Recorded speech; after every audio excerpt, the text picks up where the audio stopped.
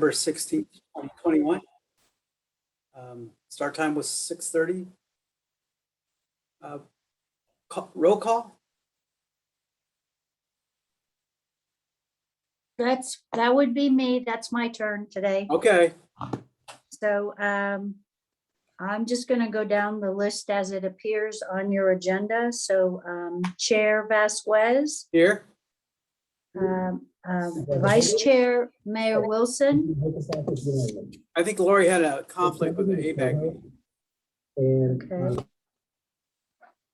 Okay, Mayor Young Here. from Benicia, Mayor Byrd, Here. Mayor Price, Here. Mayor Cott,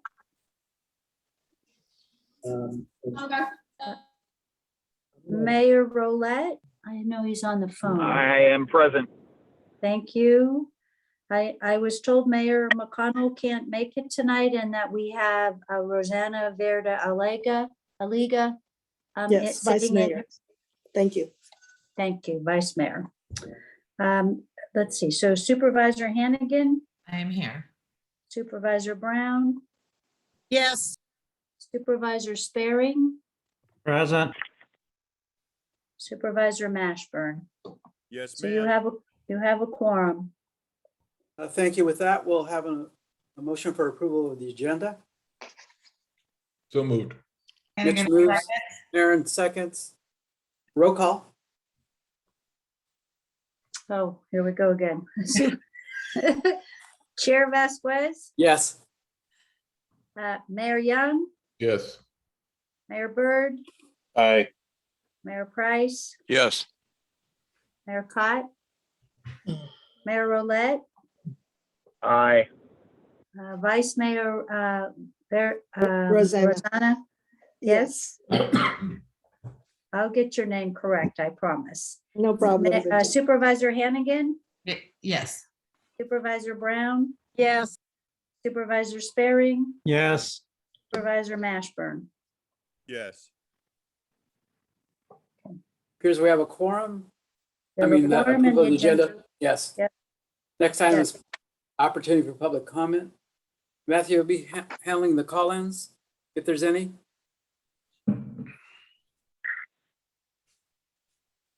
Yes. Was that a firm yes?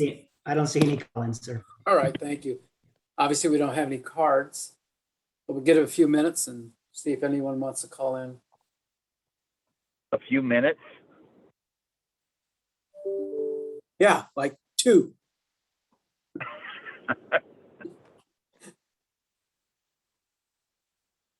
That sounds like 2, doesn't it? We'll move to consent, which is approval of the minutes. Move approval. Second. Moved in second. Roll call, please. Chair Vasquez, Yes. let's see, Mayor Young, Yes. Mayor Byrd, Aye. Mayor Price, Yes. Mayor Rolette, Aye. Vice Mayor Verde Aliga, Yes. Supervisor Hannigan, Yes. Supervisor Brown, yes, Supervisor Sparing, Yes. Supervisor Mashburn. Aye. Right, that's consent's approved. A regular calendar item is a presentation, consideration, adoption for a resolution approving the final Solon County sub-regional arena methodology and allocations of dwelling units for the 7 cities in the unincorporated county. Matt, are you presenting this or is Bill leading? I think I'll kick it off here. All right, thank you. Good evening, members of the 4 Cs. I am going to share my screen if I can.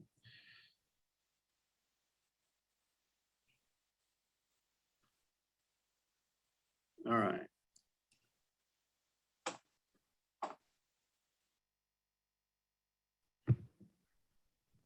Okay.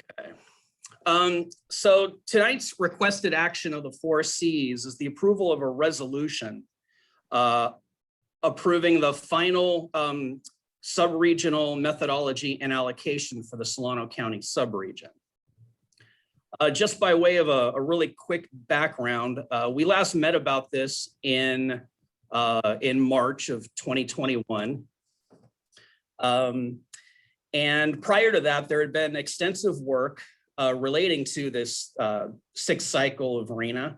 And as you may remember, the RHNA allocation is a requirement under state housing law, where cities and counties are required to plan for a certain amount of housing over the course of the next 8 years in various income groups. Basically, the way this happens is that the state assigns an overall allocation to the Council of Governments. In your case, it would be ABAG. And ABAG is responsible for developing a methodology for all of its member agencies.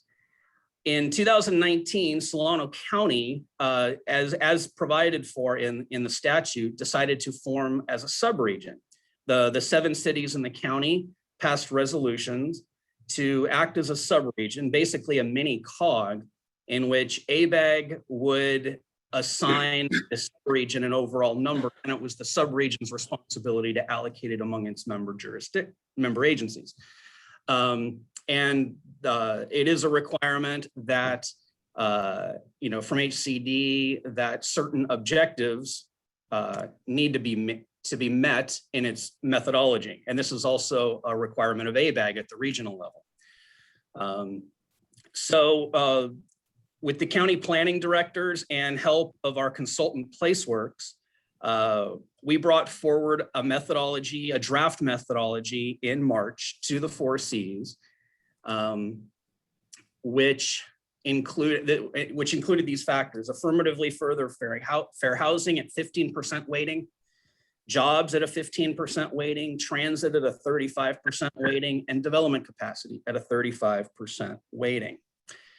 Now, soon after the 4 Cs approved this, Placeworks and staff learned from HCD that it would not support the use of development capacity as a factor due to their interpretation of the statute, of the state law.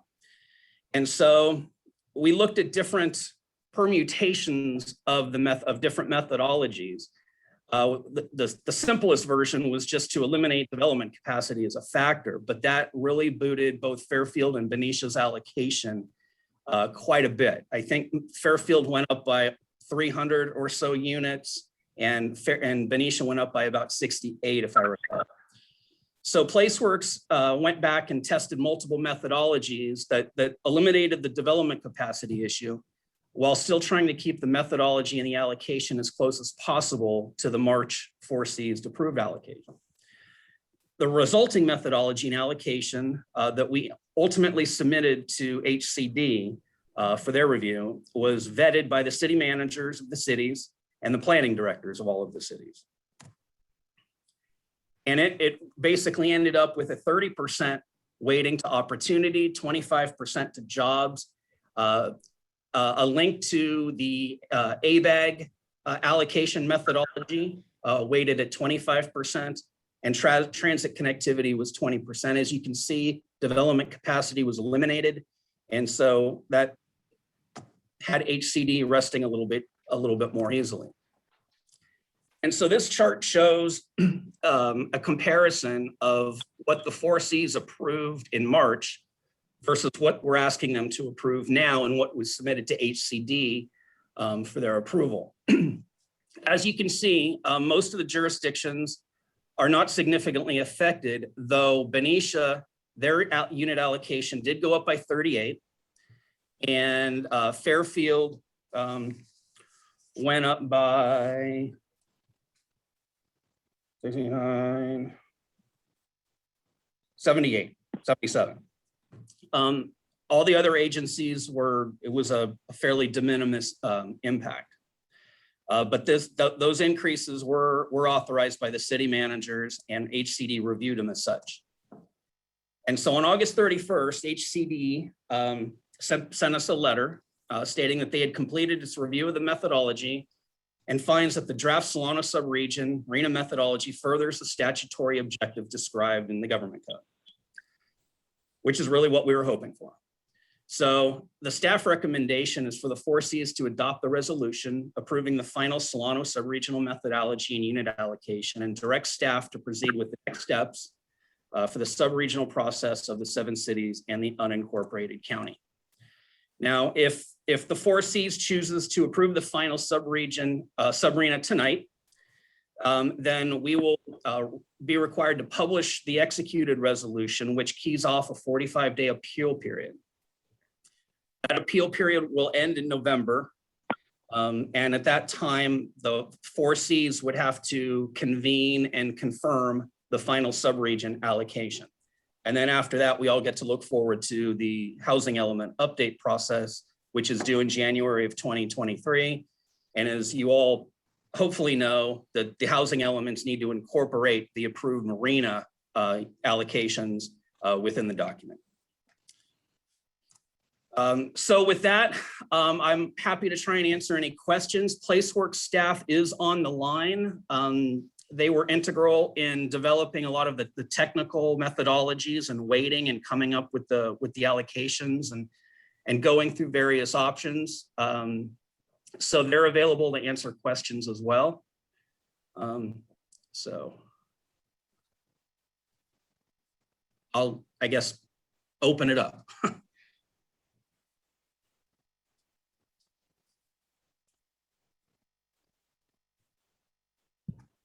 John?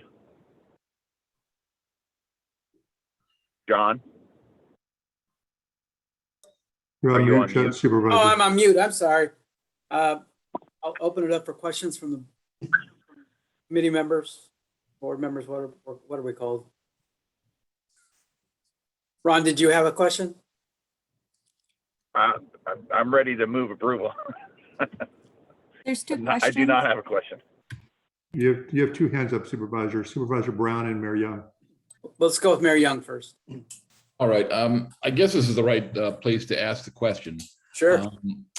So we have 750 units that we're supposed to zone for, not build for, but zone for.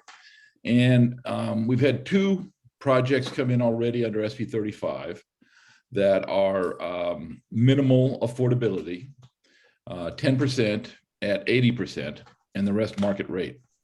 When we move forward with reviewing other applications, which our review is somewhat limited because of SB 35, if everybody's coming in, if developers come in and they only want to build market rate, yet 60% of our obligation is below market rate, what is the mechanism that is available to the city that would limit or direct the construction of affordable units?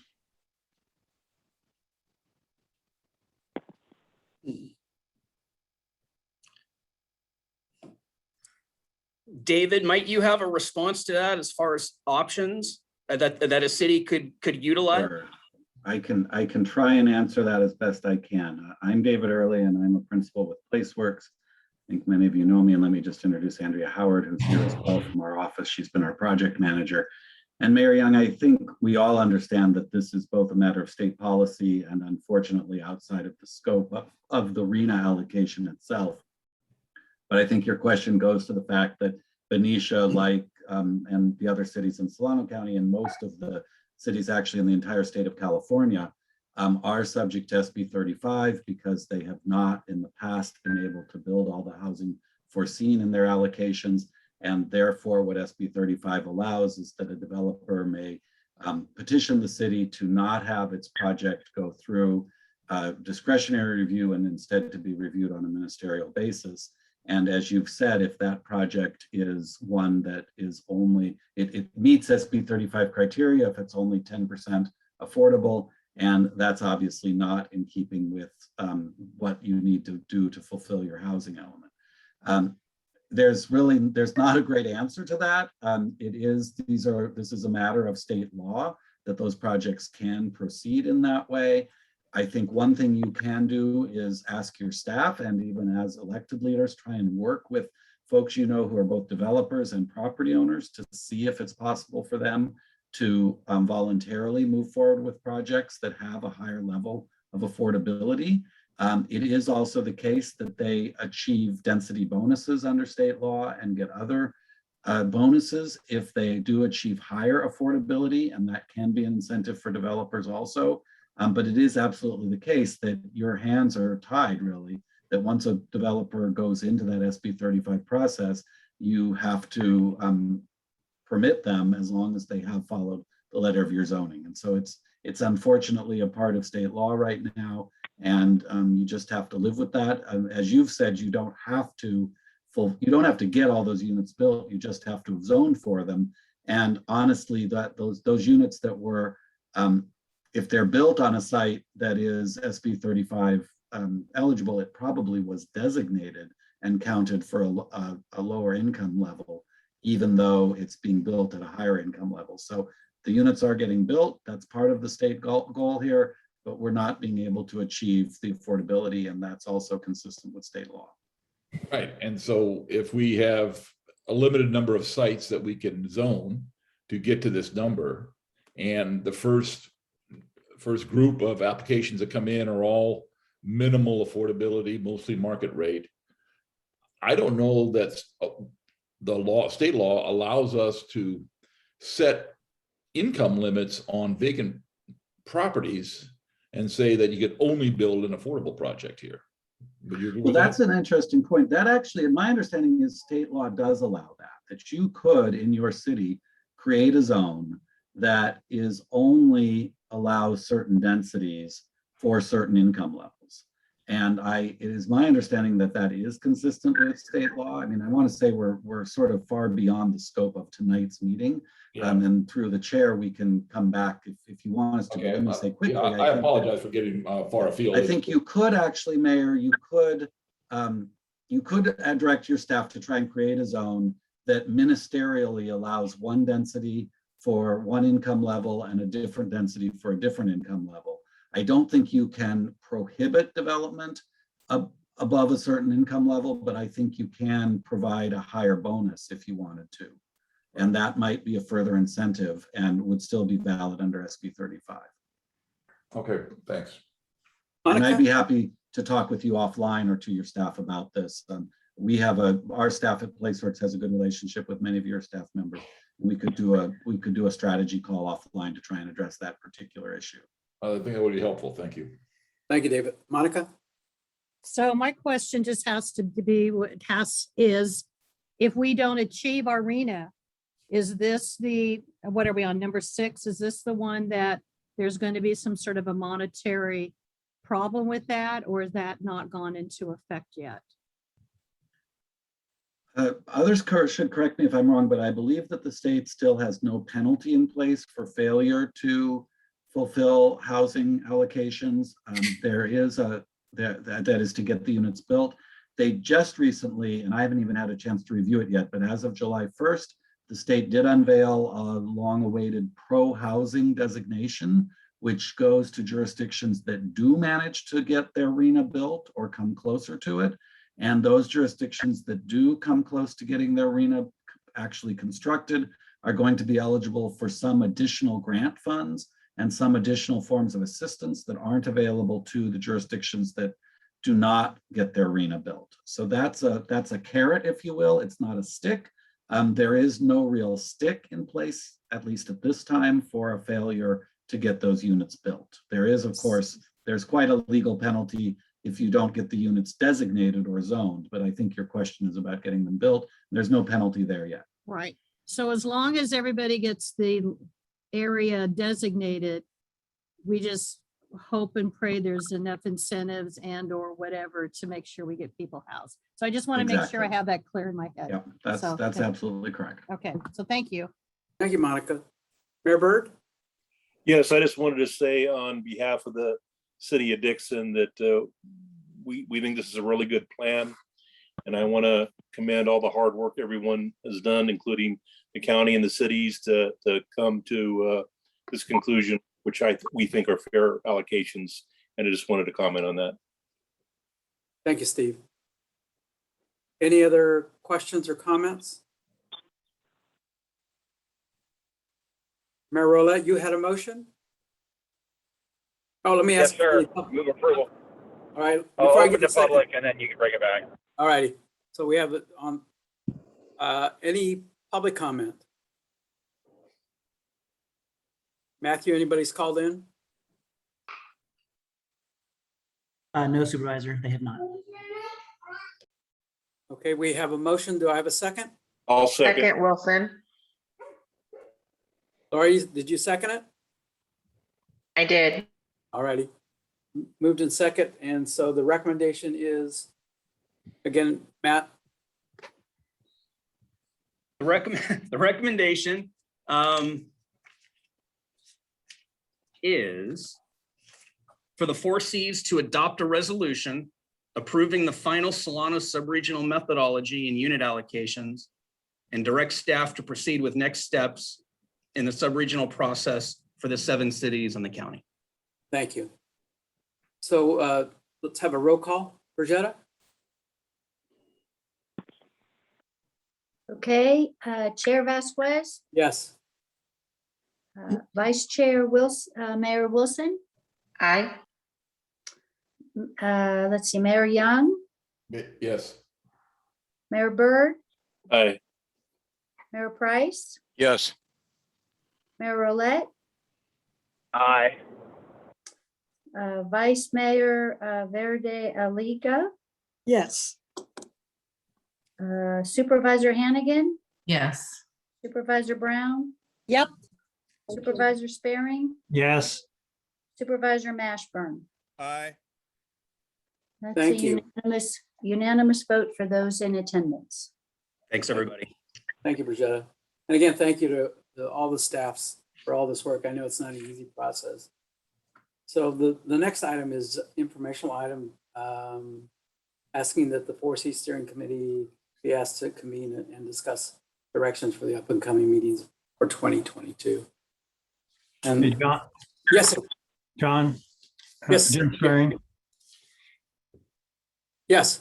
Oh, thank you. John, I serve on the Regional Impact Council. It's called the RIC, and, it's supported by a new regional organization, All Homes, and they've created a first of its kind nationally, a regional action plan that delivers action steps to reduce unsheltered homelessness by 75% across the 9 Bay Area counties.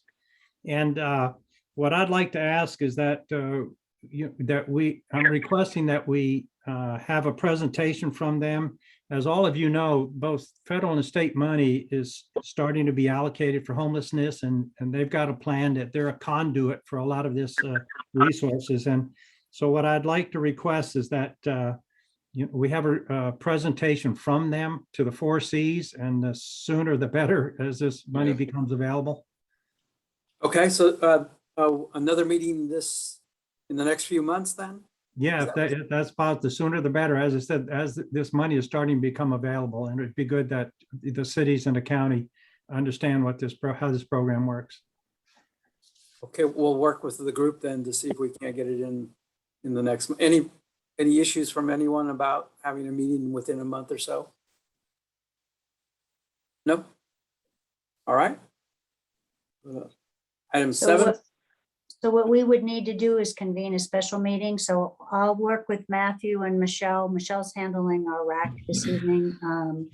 They get the steering committee together because when we come back, you could do that one presentation and maybe at the same time determine. So here's kind of the challenge for what we're dealing with. You're supposed to have 4 meetings a year. They were in person after the water agency.